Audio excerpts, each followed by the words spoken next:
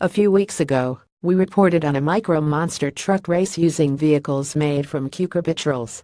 Well, it turns out these wheel-shaped molecules are good for more than just racing. This week, a different team from the Institute for Basic Science and Pohang University of Science and Technology South Korea have used cucurbiturils to create drug sensors capable of detecting meth in as little as 1 drop of urine. Image M-stone. The hole in the middle of cucurbit7 is the perfect fit for amphetamine drugs and is now being used in an experimental sensor to detect the molecules in urine and other body fluids. It makes up part of an organic field-effect transistor, which generates an electrical signal when the drug is added. This sends a wireless message to an accompanying app via a Bluetooth antenna. The team say that their new device can detect as little as 0.1 nanograms of amphetamine per milliliter of urine. Current tech can only pick up the drugs when they reach 10 nanograms per milliliter. Image Zhang et al. The kit is so small it can be worn on the wrist, offering the promise of a portable drugs test to rival an alcohol breathalyzer. It's still a prototype though, and although it's working well in the lab, it's possible that other molecules present in urine could give a false positive. The next step is to take the kit into clinical trials to find out whether it works in practice. Conventional drug detection generally use techniques that require long operation time, sophisticated experimental procedures, and expensive equipment with well-trained professional operators. Moreover, they are not usually portable. Our method is a new type of drug sensor that can solve all these problems at once.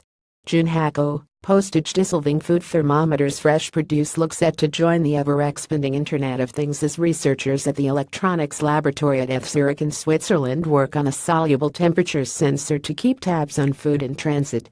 The ultra-fine potato starch patch is thinner than a human hair and contains an electrical filament made from a combination of biodegradable and biocompatible magnesium, silicon dioxide and nitride. It can be folded, creased, stretched, and submerged, and it lasts for at least 2 months before dissolving, so could be used to track fish and other groceries as they make their way to supermarket shelves. Once the price of biosensors falls enough, they could be used virtually anywhere. Giovanni Salvador, at Zurich. The prototype currently has to be wired up to an external battery and a chip with a microprocessor and Bluetooth transmitter, none of which are soluble or safe to eat. But the team predict that this will all change in the next decade.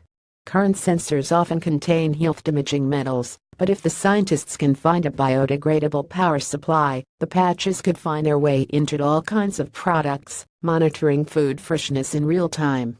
The secret of CRISPR precision image. Thomas split-dose CRISPR has revolutionized gene editing and is rarely out of the news.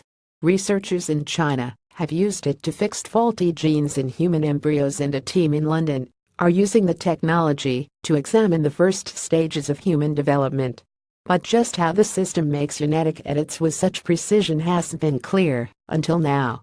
This week, a team at Uppsala University have revealed how it cuts DNA so accurately it takes its time. Image Jerome Walker. CRISPR is a programmable gene editing system that works like a pair of molecular scissors. Scientists guide it to the right place by feeding short stretches of genetic code to a molecule called Cas9, which finds the matching section of DNA before the cut is made. The latest work has revealed that Cas9 6 whole hours to scan a 4 million-letter genome, examining the outside of the DNA, and then unzipping the helix to compare the sequence inside with the fragment that it's holding. Each check takes around 30 milliseconds. Adding more Cas9 molecules can speed the process up, but it increases the risk of side effects. So, armed with this new information, the team hoped to be able to build a compromise into the system, reducing the number of times Cas9 unzips the helix and speeding up the process. The key is in what are known as the PAM sequences, which determine where and how often Cas9 opens up the DNA double helix. Molecular scissors that do not need to open the helix as many times to find their target are not only faster, but would also reduce the risk of side effects. Johan Elf, Uppsala University.